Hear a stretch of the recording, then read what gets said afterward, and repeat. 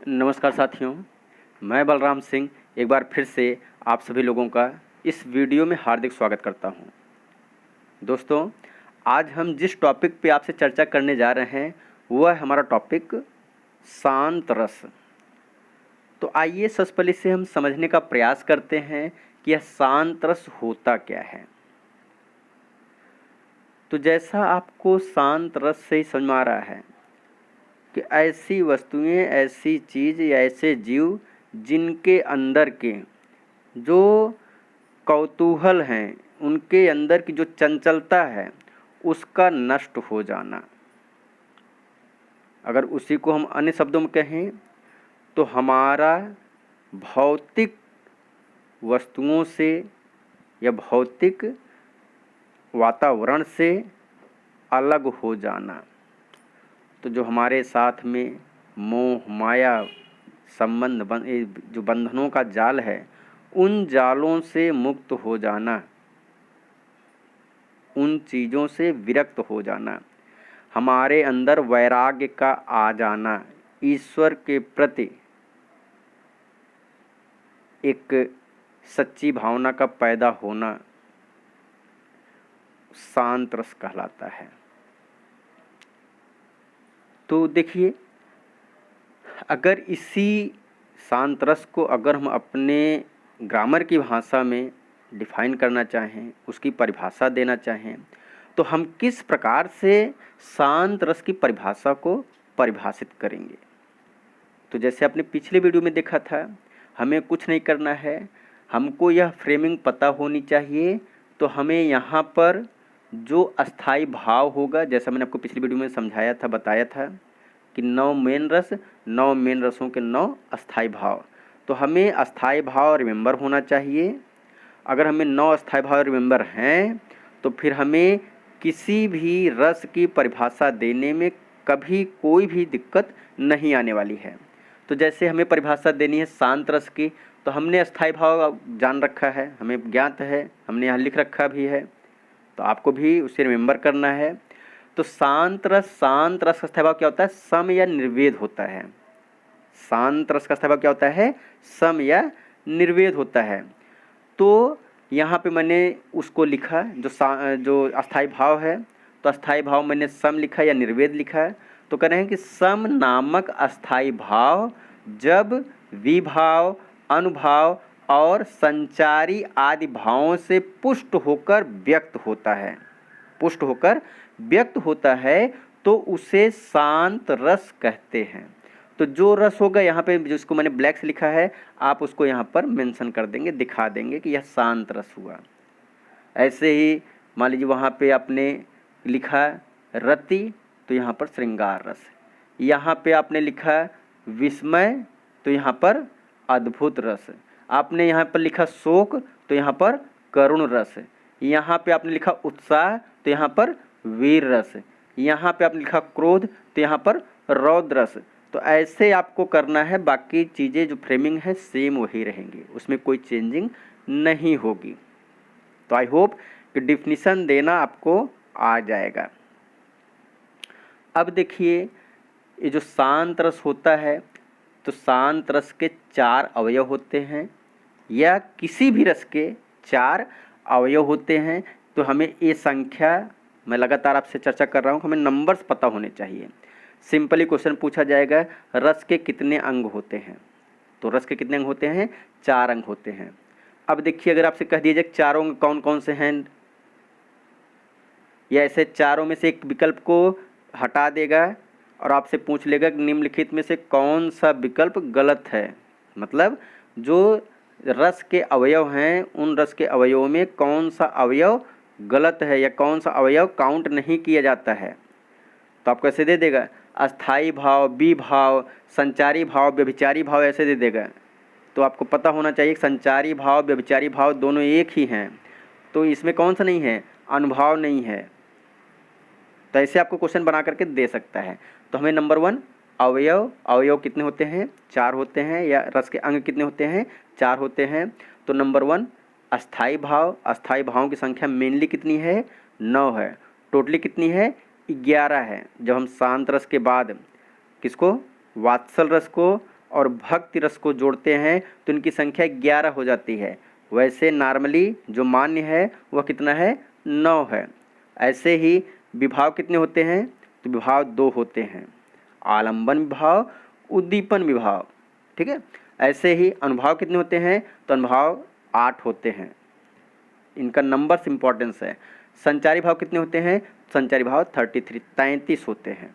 तो आइए देखते हैं, अगर कोई शांत रस होगा तो उसका मतलब कि शांत रस होगा तो उसका स्थायी भाव क्या होगा, सम या निर्वेद या वैराग्य। सम होगा या निर्वेद होगा या वैराग्य होगा, तीनों का मीनिंग एक ही है, लेकिन हो सकता है कि आपके ऑप्शन में कोई एक दिया जाए। तो जानते रहिएगा, अस्थाई भाव के रूप में सम हो सकता है या निर्वेद हो सकता है या वैराग्य भी आपको ऑप्शन में दिया जा सकता है। उसके बाद जब कोई शांत रस होगा तो शांत रस में देखिए आलंबन होगा एक पार्ट क्या होगा, उद्दीपन होगा। तो आलंबन क्या होगा, करें हैं जो संसार की असारता है, मतलब कि हमने जब संसार को देखा तो संसार में हमें ऐसा दिखाई पड़ा कि इसमें कोई सार नहीं है, मीन्स इसमें इसका कोई महत्व या इसकी कोई उपयोगिता नहीं है। तो हम संसार की मोहमाया से विमुख होकर के हम वैराग्य की तरफ चले जाते हैं, हम सम की ओर चले जाते हैं, हम निर्वेद की ओर चले जाते हैं। जब हमें क्या पता चलता है कि ये जो संसार है इस संसार में कोई सार नहीं है। या फिर प्रभु चिंतन, हम जब भगवान के विषय में चिंतन करने लगते हैं, उनको स्मरण करने लगते हैं, तब भी हमारे अंदर वैराग्य का भाव पैदा होता है। आप कभी मंदिर जाइए, मस्जिद जाइए, गुरुद्वारे जाइए, कहीं भी जहाँ पे जिनको आप मानते हो आप वहाँ पे जाइए, तो फिर आपको वहाँ से फील होता है कि यह जो हम मोह माया की दुनिया में फंसे हुए हैं, यह हम जो मोह माया की दुनिया में रमे हुए हैं, यह दुनिया इसकी कोई सार्थकता नहीं है, इसमें कोई सार नहीं है। तो हम कहीं न कहीं वैराग्य की तरफ या कहीं न कहीं हम निर्वेद की तरफ या सम की तरफ, शांति की तरफ हम लोग अग्रसित होते हैं। तो यह जो संसार की असारता है आलंबन होगी, या प्रभु के प्रति जो हमारा चिंतन है, जो हमारी उनके प्रति हमारा जो स्मरण है, वो आलंबन का काम करेगा। उद्दीपन में जब हम सत्संग में जाते हैं, सत्संग में बैठते हैं, तो वो हमारा उद्दीपन होगा, मतलब हमको और ज़्यादा प्रेरित करेगा। किसके लिए, कि हमारे अंदर वैराग्य पैदा हो, हमारे अंदर निर्वेद पैदा हो, हमारे अंदर सम पैदा हो, हमारे अंदर शांति का भाव पैदा हो, हमारे अंदर शांत रस पैदा हो। इसके लिए सत्संग एक उद्दीपक होगा। या तीर्थाटन, जब हम देवी देवताओं के मंदिर में जाते हैं, घूमने के लिए जाते हैं वहाँ पर, तो भी हमारे अंदर ऐसी फीलिंग्स, ऐसी भावनाएं पैदा होती हैं। या श्मशान, तो जो लोग थोड़ा एडल्ट होंगे, कभी आपने किसी श्मशान पर किसी मतलब कि शव के साथ गए होंगे, तो वहाँ पर तमाम शवों को जलते हुए आपने देखा होगा। तो फिर वहाँ पे भी हमारे अंदर ऐसी भावनाएं पनपती हैं कि एक दिन हमको भी यहीं पर आना है, हमको भी इसी प्रकार से लोग जला करके जाएंगे। तो हम अपने अंदर न एक प्रकार से जो संसार की असारता है उसको हम फील करने लगते हैं कि किसी के जीवन का कोई भरोसा नहीं है। अभी हम आज किसी को फूंकने आए हैं, जलाने आए हैं, कल कोई हमको आएगा। कई घटनाएं आपने ऐसी ऐसी सुनी होंगी, देखी होंगी कि लोग शव के साथ गए थे, मान लीजिए उनको जलाने के लिए, जला करके लौट रहे थे, रास्ते में एक्सीडेंट हो गया, स्वयं एक्सपायर कर गए। तो इन सब चीज़ों को जो हम चिंतन करते हैं, मनन करते हैं, तो फिर हमारे अंदर एक मतलब क्या आती है, एक वैराग्य आता है कि हमें हमारा जो जीवन है, इस जीवन को हम मतलब कि इस भौतिक सुख में ना व्यतीत करें, बल्कि कहीं न कहीं हम आध्यात्म की तरफ चलें। तो उसी में हमें सम, निर्वेद, वैराग्य ये सभी चीज़ें मिलती हैं और हमारे अंदर शांत रस का भाव पैदा होता है। अगला देखिए, अनुभाव। जब हमारे अंदर शांत रस आएगा या जब हमारे अंदर अस्थाई भाव जगेगा, तो कह रहे हैं हम क्या अनुभव करेंगे। तो आप देखेंगे कि आप जब उसकी भावनाएं, जो उसकी फीलिंग्स है, उसको जब फील करोगे तो आप आंखें मूंद लेते हैं। मतलब जैसे कोई आपको बहुत अच्छा गीत सुना रहा है जो कि मान लीजिए निर्गुण है, तो आप उसको सुनते हो तो आप बहुत ही गंभीरता से सोचने लगते हो, जैसे भंवरवा के तोहरा संग जाई। तो जब इसको आप ध्यान से सुनोगे ना, क्योंकि इसमें कोई म्यूजिक नहीं है कि हम म्यूजिक सुनेंगे हम डांस करेंगे, इसमें शब्दों का महत्व है। तो हम उस शब्दों को बहुत ध्यान से सुनते हैं कि क्या कह रहा है। तो जब हम ध्यान से सुनेंगे तो अपनी आँखों को मूंद करके मनन करेंगे, चिंतन करेंगे कि ये सामने वाला वक्ता जो है या जो कवि है या जो गायक है वो क्या कह रहा है, क्या बोल रहा है। तो हमारी आँखें मूंदना या फिर अश्रु बहाना। तो ये जब निर्गुण के गीत आप सुनोगे तो आप स्वयं ऐसा फील करोगे कि आपकी आँखों से आंसू आने लगेंगे। ओके। संचारी भाव जिनकी संख्या 33, तो इसमें क्या होगा, हर्ष होगी, ग्लानि होगी, स्मरण होगा।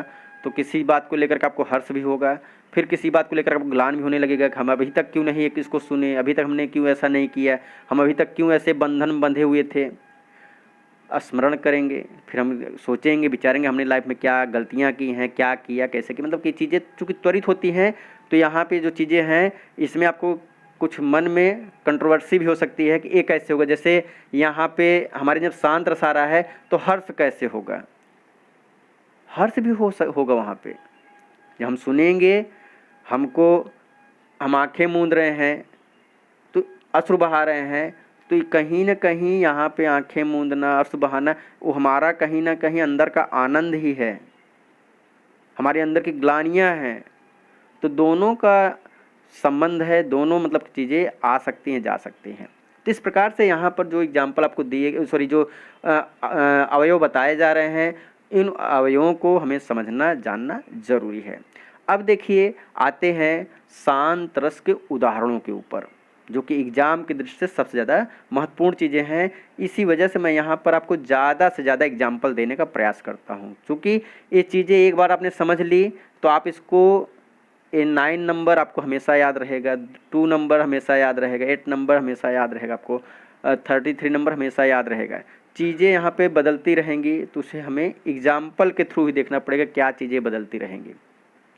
अब देखो, मेरो मन अनंत कहाँ सुख पावे, जैसे उड़ जहाज को पंछी पुन जहाज पे आवे, सूरदास प्रभु काम धेनु तज छेरी कौन दुहावे। तो देखिए जो सूरदास का पद है, सूरदास अपने इस पद में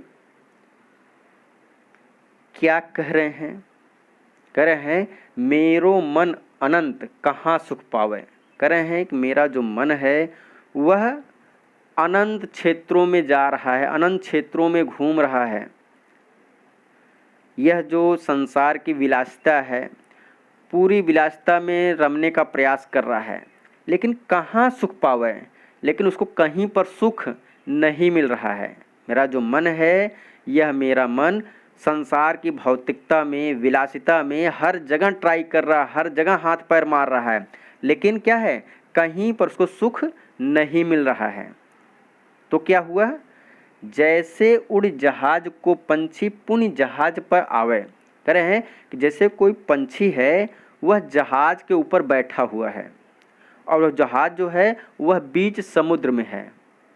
कहाँ पर है, बीच समुद्र में है। तो आपको पता है समुद्र की जो लंबाई चौड़ाई है वो हजारों किलोमीटर में है। तो वह जो पक्षी है, वह पंछी जब जहाज से उड़ करके फिर सोचता कि हम कहीं चलें, कहीं दूसरे ठिकाने पर चले, कहीं दूसरे स्थान पर चलें, तो वो कई मतलब कि सैकड़ों किलोमीटर जाता है, लेकिन उसको कहीं पर कोई आश्रय नहीं मिलता है। तो फिर वह मजबूर होकर के लौट करके फिर जहाज पर ही आता है, क्योंकि उसके पास कोई दूसरा विकल्प नहीं है। तो ऐसे ही कहने का सेंस है, जो हम लोग हैं, हमारी जो आत्मा है, वो जब संसार में इस प्रकार से भ्रमित हो जाती है या संसार में इस प्रकार से रम जाती है, विलासिता में रम जाती है, तो वह संसार की तमाम विलासिताओं में जा कर के खोजती है, ढूंढती है, लेकिन वहाँ से मन भर जाता है, तो फिर वहाँ से छोड़ के चली जाती है। ऐसे मतलब रमी रहती है, आती रहती, जाती रहती है, लेकिन कहीं पर उसको आत्मीय सुख नहीं मिलता है। तो आत्मीय सुख फिर मिलता कहाँ पर है, कि जब हम आकर के परमात्मा को अपना आराध्य मानते हैं, परमात्मा में लीन हो जाते हैं, जो उनके हम अंश हैं, उस अंश में जाकर के मिल जाते हैं, तभी हमें संतुष्टि मिलती है। तो ऐसे ही जो पक्षी है, जहाज को छोड़ करके चाहे जितना घूमने टहलने चला जाए, लेकिन उसको कहीं पर संतुष्टि, कहीं पर ठिकाना नहीं मिलने वाला है। वैसे हमारा मन सांसारिक भौतिक सुख सुविधाओं में कहीं पर रमा रहे, लेकिन उसको तब तक शांति सुख नहीं मिलने वाला है जब तक कि वह श्री चरणों में आकर के लीन न हो जाए। तो वही कह रहे हैं, सूरदास प्रभु कामधेनु तज छेरी कौन दुहावे। तो सूरदास जी कह रहे हैं, क्या कह रहे हैं कि हमें प्रभु रूपी कामधेनु गाय मिली है, हमें प्रभु रूपी कामधेनु गाय मिली है, जो हमारी सभी इच्छाओं को पूरी कर सकती है, जो हमारी सभी इच्छाओं को पूरी करती है। तो इस कामधेनु रूपी गाय को या कामधेनु रूपी ईश्वर को हम छोड़ करके हम छेरी का मतलब बकरी, गोट, तो हम बकरी का दूध क्यों पिएं जब हमको कामधेनु का दूध मिल रहा है, जो हमारी सभी इच्छाओं को तृप्त कर सकता है, हमारी सभी मनोकामनाओं को पूर्ण कर सकता है। तो हम बकरी का दूध क्यों दुहें, हम बकरी का दूध का सेवन क्यों करें। तो कहने का सेंस यही है, जब हमारे पास हमें आराधना करने के लिए ईश्वर हैं, तो फिर हम दूसरों के भंवर जाल में क्यों फंसें। तो अब देखिए यहाँ पर इन चीज़ों को सुनने के बाद, समझने के बाद हमें क्या लग रहा है, हम खूब पैसा कमाएं, हम जहाज खरीद लें। क्या समझ आ रहा है कि जो भी हम भौतिक विलासिता देख रहे हैं, इसका जीवन में कोई महत्व नहीं है। तो जब आप जैसे ही भौतिक वस्तुओं की विलासिताओं से मुक्त होंगे, वैसे ही आपके अंदर क्या आएगा, शांत रस आएगा। अब आप चिंतन करने लगेंगे कि अगर हमने पहले ही इन चीज़ों को किया होता, हम पहले ही ईश्वर भक्ति में रमे होते, तो आज हमारा जीवन पार हो जाता। तो इस प्रकार की चीज़ों को देख करके, पढ़ करके, समझ करके आप समझ पाएंगे कि इसमें कौन सा रस है, शांत रस है। अगला देखिए, माली आवत देख के कलियन करी पुकार, फूली फूली चुनी लई काल हमारी बार। तो कह रहे हैं कि माली आवत देख के, तो एक गार्डन है, बगीचा है, उसमें फूल खिले हुए हैं, कलियां खिली हुई हैं या कलियां लगी हुई हैं। तो उन्होंने देखा कि माली आ रहा है, जो गार्डनर है, गार्डनर आ रहा है। तो कलियन करी पुकार, उन्होंने स्मरण करना शुरू कर दिया, उन्होंने चिल्लाना शुरू कर दिया, उन्होंने बोलना शुरू कर दिया। क्या कहा, फूली फूली चुनी लई, फूली फूली चुनी लई काल हमारी बार। तो जो कलियां हैं, कलियां कर रही हैं कि जो माली है, यह माली फूलों को देख देख करके एक एक फूलों को क्या कर ले रहा है, तोड़ ले रहा है, उनको चुन ले रहा है। मतलब जो उनके यूज की वस्तुएं हैं या जो फ्लावर्स उनके यूज के हैं, उनको प्लग कर ले रहा है, उनको तोड़ ले रहा है। तो अभी हम कलियां हैं, तो कल हमारा भी नंबर आएगा, क्योंकि हम जो कलियां हैं, कल हम भी पुष्पित होंगे और पल्लवित होंगे, तो हम भी पुष्प बनेंगे, फूल बनेंगे, तो कल हमारा भी नंबर आने वाला है। तो ऐसे ही यह जो संसार है, इस संसार में जो मानव है, वह मानव पुष्प के समान है, कलियों के समान है। और जो काल होता है, यहाँ पे काल का मतलब, माली का मतलब काल, तो यहाँ पे जो मतलब काल है, वो जो लोग पुष्पित हो चुके हैं, पल्लवित हो चुके हैं, जो जिनके अंदर ब्लूमिंग कंप्लीट हो चुकी है, तो काल आता है, उनको चुन करके लेके जाता है। तो जो अभी कम उम्र के लोग हैं, उनको यहाँ पर हम कलियाँ मान सकते हैं। तो वो लोग इमेजिन कर रहे हैं, सोच रहे हैं कि जैसे इनको भगवान उठा के ले जा रहा है, तो वैसे हम भी अब धीरे धीरे क्या हो रहे हैं, बड़े हो रहे हैं, तो कल मेरा भी नंबर आने वाला है। तो वहाँ जब हिसाब देना होगा, तो हम क्या बताएंगे, हमने लाइफ में क्या किया, हमने क्या मतलब कि हम किस लिए आए थे, हमने क्या किया है। तो फिर हमारे अंदर कैसे भाव पैदा होंगे, वैराग्य का भाव, शांत का भाव, कि हम अपने जीवन में कुछ अच्छा कर सकें। तो इस प्रकार से यहाँ पर भी आप देखेंगे, तो ये किसका एग्जाम्पल है, शांत रस का एग्जाम्पल है। तीसरा देखते हैं, बड़ा हुआ तो क्या हुआ जैसे पेड़ खजूर, बड़ा हुआ तो क्या हुआ जैसे पेड़ खजूर, और पंथी को छाया नहीं फल लागे अति दूर। तो क्या करें हैं, कह रहे हैं बड़ा हुआ तो क्या हुआ जैसे पेड़ खजूर। कह रहे हैं कि किसी भी व्यक्ति के बड़े होने से कोई मतलब नहीं है। क्यों मतलब नहीं है?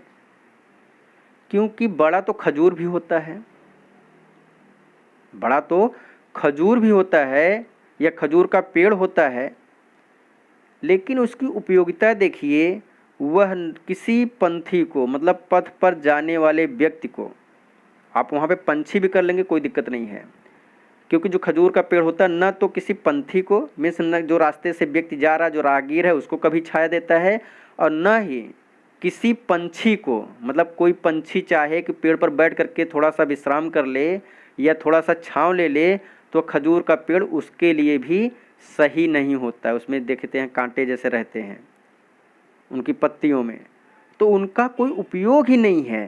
तो ऐसे ही अगर कोई व्यक्ति खूब धनवान हो गया है लेकिन उसके अंदर कोई ममता नहीं है, कोई मोह नहीं है, मतलब कि एक प्रकार से सात्विक चीज़ें, हम सामाजिक दृष्टि से उन मतलब हम कोई सहयोग नहीं कर रहे हैं, कोई दया नहीं, ममता नहीं, प्रेम नहीं, तो इस प्रकार से किसी व्यक्ति के बड़े होने का कोई अर्थ नहीं है। तो वही देखिए, बड़ा हुआ तो क्या हुआ जैसे पेड़ खजूर, पंथी को छाया नहीं फल लागे अति दूर।